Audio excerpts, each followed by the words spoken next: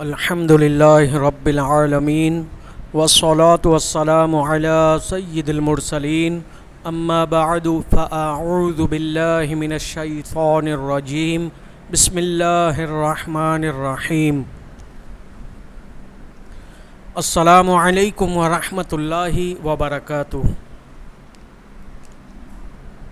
پیارے بچوں، کیسے ہیں آپ لوگ؟ امید ہے آپ سب خیریت سے ہوں گے۔ الحمدللہ عز وجل میں بھی خیریت سے ہوں۔ آج ہم کلاس 7 سے سمر پیک کا حصہ دوم پڑھیں گے۔ امید ہے کہ آپ سب کے پاس کتاب، کاپی، پینسل، سمر پیک وغیرہ موجود ہوگا۔ اگر نہیں ہے تو جلدی سے لے لیجئے۔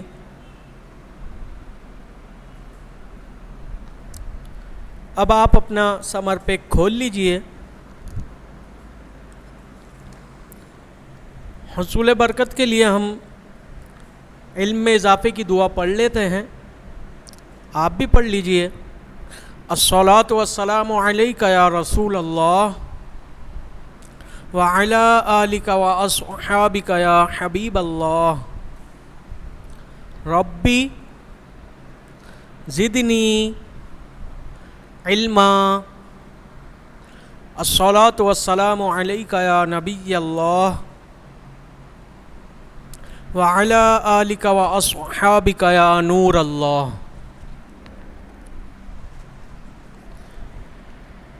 پیارے بچوں، آج ہم مختلف سوالات کے جوابات کے حل کریں گے۔ سب سے پہلے ہم تدریسی مقاصد کے بارے میں جان لیتے ہیں کہ مختلف سوالات کے حل کے بعد طلباء اس قابل ہو جائیں گے کہ متضاد الفاظوں کے جملوں کو تبدیل کرنا انہیں آ جائے گا، اس طرح تبدیل کرنا کہ ان کا مفہوم الٹ ہو جائے۔ آپ کے سبق میں موجود پیراگراف دیے گئے ہیں، اسی پیراگراف کو دیکھتے ہوئے سوالات کے آپ کو جوابات دینے ہیں، اور اسکول سے متعلق منظر نگاری کی گئی ہے، اس کے بارے میں بھی آپ جان جائیں گے۔ آئیے اب ہم اپنے ٹاپک کی طرف چلتے ہیں۔ جیسا کہ پہلے ہم 2 سوالوں کے جوابات پہلے لیکچر میں حل کر چکے ہیں، ابھی ہمارے سامنے موجود سوال نمبر 3 ہے۔ تو پیارے بچوں، بالکل توجہ کے ساتھ آپ اسکرین پر سامنے دیکھیے اور اپنی توجہ یہیں مرکوز رکھیے۔ سوال نمبر 3 ہے، نیچے دیے گئے خط کشیدہ الفاظ کی جگہ ان کے متضاد الفاظ لکھیے تاکہ جملے کا مفہوم بدل جائے۔ اس کی مثال دی ہے کہ حق کا ساتھ دینا بہادری کی نشانی ہے۔ اسی کا الٹ جملہ جب ہم نے بنایا، اس کا متضاد جملہ بنایا، تو یہ جملہ باطل کا ساتھ دینا بزدلی کی نشانی ہے۔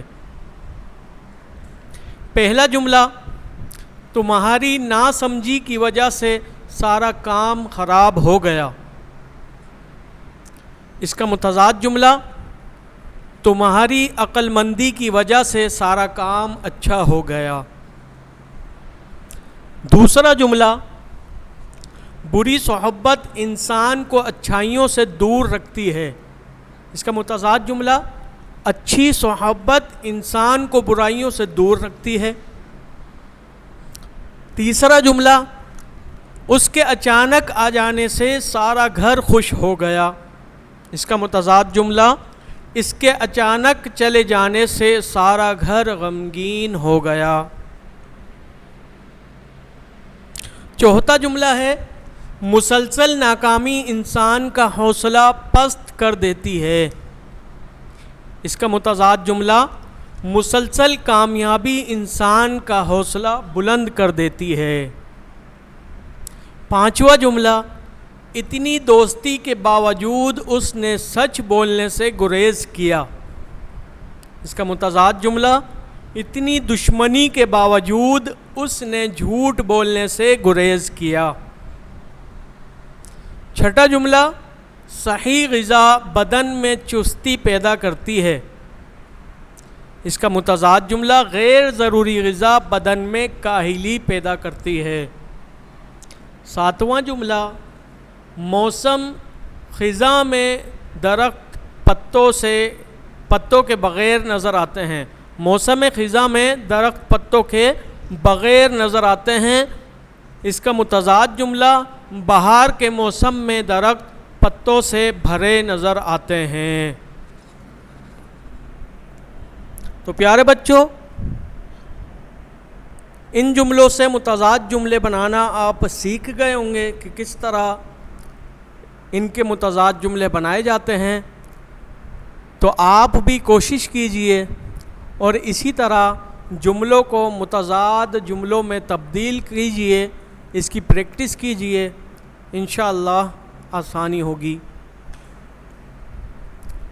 ابھی آپ کی اسکرین پر موجود سوال نمبر 4، کچھ الفاظ عبارت کے نیچے دیے گئے ہیں، ان میں سے درست الفاظ چن کر خالی جگہیں پر کیجئے۔ جیسا کہ ہم نے پر کر دی ہیں، میں پڑھتا ہوں، آپ توجہ کے ساتھ دیکھیے اور سنیے۔ انور میاں گھر سے سوٹ بوٹ ٹائی اور دھوپ کے چشمے سے لیس ہو کر ٹیکسی کے انتظار میں سڑک پر کھڑے تھے کہ موسلا دھار بارش نے آ لیا۔ بال اور کپڑے بدن سے چپک کر رہ گئے۔ ایسے میں فراٹے بھرتی ایک کار انور میاں کے قیمتی سوٹ پر کیچڑ کے نقش و نگار بناتی ہوئی انہیں ہکا بکا چھوڑ گئی۔ تو پیارے بچوں، نیچے یہ کچھ الفاظ دیے گئے تھے، انہی میں سے دیکھ کر خالی جگہوں کو پر کرنا تھا، جو کہ ہم نے پر کر دی ہیں۔ یقیناً آپ سمجھ گئے ہوں گے۔ اسی طرح اور بھی جو مزید خالی جگہ ہوں اس میں آپ دیکھ کر اور اس کو پڑھ کر سمجھ کر انہیں بھی پر کر لیجئے۔ آئیے آگے چلتے ہیں۔ سوال نمبر 5، درجہ ذیل سوالات کے جواب کاپی میں لکھیے۔ سوال نمبر 1 ہے، پوری دنیا زراعت کو اہمیت کیوں دیتی ہے؟ تو جواب، پوری دنیا زراعت کو اس لیے اہمیت دیتی ہے کہ کسی بھی ملک کی ترقی کے لیے زراعت ریڑھ کی ہڈی کی حیثیت رکھتی ہے۔ سوال نمبر 2 ہے، پاکستان کے صحرا کا نام بیان کیجئے۔ جواب، پاکستان کے صحرا کے نام مندرجہ ذیل ہیں۔ نمبر 1 صحرائے تھر، نمبر 2 صحرائے چولستان، نمبر 3 صحرائے تھل۔ اس کے علاوہ بھی کئی صحرا ہیں جن میں سے ہم نے 3 آپ کے سامنے یہاں لکھ دیے ہیں۔ آئیے اب ہم تیسرے سوال کی جانب چلتے ہیں۔ تو پیارے بچوں، تیسرا سوال ہے، پاکستان کے کن علاقوں میں برف پڑتی ہے؟ کوئی 4 شہروں کے نام لکھیے۔ جواب، پاکستان کے کئی علاقوں میں برف پڑتی ہے، ان میں سے 4 مندرجہ ذیل ہیں: کاغان، ناران، مری، کوئٹہ، اور بھی دیگر شہر ہیں، لیکن یہاں 4 جملے لکھنے کا کہا گیا، اس لیے آپ کے سامنے یہاں 4 شہروں کے نام موجود ہیں۔ آئیے اب ہم سوال نمبر 4 کی جانب چلتے ہیں۔ سمندر کا ہونا کسی ملک کے لیے نعمت کا درجہ کیوں رکھتا ہے؟ جواب، کسی بھی ملک میں سمندر کا ہونا اللہ عز و جل کی بہت بڑی نعمت ہے۔ سمندر سے ہمیں کئی طرح کے وسائل میسر آتے ہیں۔ نمبر 1، ایک ملک کا دوسرے ملک سے سمندری تجارتی رابطہ، نمبر 2 روزگار کا میسر آنا، نمبر 3 مچھلیوں سمیت کئی دیگر مخلوقات کا سمندر میں پایا جانا، یہ اللہ عز و جل کی ہمارے لیے بہت بڑی نعمت ہے۔ سوال نمبر 5 ہے، پاکستان کے کون سے علاقے آموں کی فصل کے لیے مشہور ہیں؟ جواب، پاکستان کے وہ علاقے جو آموں کی فصل کے لیے مشہور ہیں ان میں سے 5 یہ ہیں۔ نمبر 1 حیدرآباد، نمبر 2 میر پور خاص، نمبر 3 بہاولپور، نمبر 4 ملتان اور نمبر 5 رحیم یار خان۔ تو پیارے بچوں، یقیناً آپ کو ان سوالوں کے جواب اچھی طرح سمجھ آ گئے ہوں گے۔ اب ہم یہ پیراگراف کی صورت میں، آپ کو پیراگراف یہاں دیا گیا ہے، اس کے نیچے کئی سوال دیے گئے ہیں، ان سوالوں کے جواب ہمیں اسی پیراگراف میں سے ڈھونڈ کر لکھنا ہے۔ تو آئیے ہم اس پیراگراف کو پڑھ کر ان سوالات کے جوابات کا حل تلاش کرتے ہیں۔ پہلا سوال ہے، گلگت پاکستان کے کس حصے میں واقع ہے اور یہ کتنی ریاستوں پر مشتمل ہے؟ اس کا جواب پیراگراف کی پہلی ہی لائن میں موجود ہے کہ گلگت بلتستان پاکستان کا شمالی علاقہ ہے۔ تاریخی طور پر یہ 3 ریاستوں پر مشتمل تھا، یعنی ہنزا، نگر اور گلگت۔ سوال نمبر 2 ہے، قیام پاکستان کے وقت یہ علاقے کس کی حکومت میں تھے؟ اس کا جواب، جب پاکستان آزاد ہوا تو اس وقت یہ علاقہ کشمیر کے زیر نگین تھا، جیسا کہ پیراگراف کی دوسری لائن میں موجود ہے، وہاں آپ دیکھ سکتے ہیں۔ تو آئیے تیسرے سوال کی جانب چلتے ہیں۔ تیسرا سوال، شمالی علاقہ جات کی سرحدیں کتنے ممالک سے ملتی ہیں؟ اس کا جواب، یہ واحد خطہ ہے جس کی سرحدیں 4 ملکوں سے ملتی ہیں۔ سوال نمبر 4 ہے، شمالی علاقہ جات میں پہلی مرتبہ انتخابات کب ہوئے؟ جواب، 2009 میں اس علاقے کو آزاد حیثیت دے کر پہلی دفعہ یہاں انتخابات کروائے گئے۔ سوال نمبر 5 ہے، اس علاقے سے کون سی اہم شاہراہ گزرتی ہے؟ اس کا جواب، تاریخی شاہراہ ریشم گزرتی ہے۔ آئیے اب ہم اپنے دوسرے پیراگراف کی جانب چلتے ہیں۔ اس میں سے بھی ہمیں ان سوالوں کے جواب اسی پیراگراف میں سے ڈھونڈ کر لکھنا ہے۔ سوال نمبر 1 ہے، صدیوں سے علم پھیلانے کا ذریعہ کیا رہا ہے؟ اس کا جواب، صدیوں سے کتابیں علم پھیلانے کا ذریعہ رہی ہیں۔ سوال نمبر 2 ہے، سر ورق کسے کہتے ہیں اور اس پر کیا لکھا ہوتا ہے؟ جواب، کتاب کے پہلے ورق کو سر ورق کہا جاتا ہے، اس پر کتاب، مصنف اور ناشر کا نام لکھا ہوتا ہے۔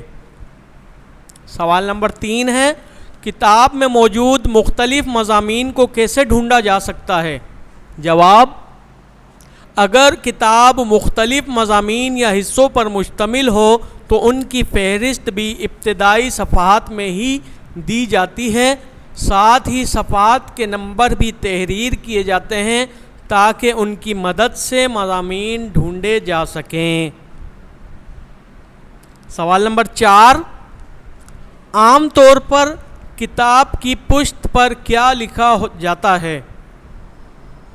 جواب، عام طور پر کتاب کی پشت پر دوسرے لکھنے والوں کے تبصرے ناشر کی مزید کتب کے ناموں کی فہرست وغیرہ بھی طبع کی جاتی ہے۔ پیارے بچوں، سوال نمبر 6 ہے، اپنے اسکول کا نقشہ ذہن میں رکھتے ہوئے اس کی تفصیلات منظر نگاری کی شکل میں تحریر کیجیے۔ تو پیارے بچوں، آئیے ہم اس کو پڑھ لیتے ہیں۔ ہمارے اسکول کا نام Darul Madinah international Islamic school system ہے۔ یہاں دینی و دنیاوی تعلیم کے ساتھ بچوں کی تربیت بھی کی جاتی ہے۔ ہمارا اسکول بہت پیارا ہے، وہ کئی کمروں پر مشتمل ہے۔ اس کے کمرے بڑے، ہوادار اور روشن ہیں۔ اس میں ایک جگہ کو نماز کے لیے بھی مخصوص کیا گیا ہے جہاں بچے نماز ادا کرتے ہیں، اور اس میں ایک چھوٹا میدان بھی ہے جہاں بچوں کی پی ٹی وغیرہ ہوتی ہے۔ اسکول میں ایک خوبصورت کمپیوٹر لیب موجود ہے جہاں ہمیں کمپیوٹر کی تعلیم بھی دی جاتی ہے۔ اسکول کے باہر خوبصورت کیاریاں ہیں جہاں طرح طرح کے پودے نصب ہیں۔ ہمارے اسکول کو اللہ عز و جل تادیر قائم و دائم فرمائے، آمین بجاہ النبی الامین صلی اللہ علیہ وآلہ وسلم۔ تو پیارے بچوں، آپ کو یقیناً آج کا سبق اچھی طرح سمجھ آ گیا ہوگا۔ تو اس کا خلاصہ کلام یہ ہے کہ آج کے سبق سے ہم نے کیا سیکھا؟ آج کے سبق سے ہم نے سیکھا متضاد الفاظ کے جملے بنانا، خالی جگہوں کو مناسب الفاظ سے پر کرنا، مختلف سوالات کے جوابات حل کرنا، پیراگراف سے سوال کے جوابات ڈھونڈنا، اسکول کی منظر نگاری وغیرہ۔ تو پیارے بچوں، امید ہے کہ آپ نے آج کا سبق انتہائی توجہ سے سمجھ لیا ہوگا۔ اس کی خوب دہرائی کیجیے۔ اللہ پاک آپ کا حافظہ مضبوط بنائے، آمین بجاہ النبی الامین صلی اللہ تعالی علیہ وآلہ وسلم۔ جزاک اللہ خیرا۔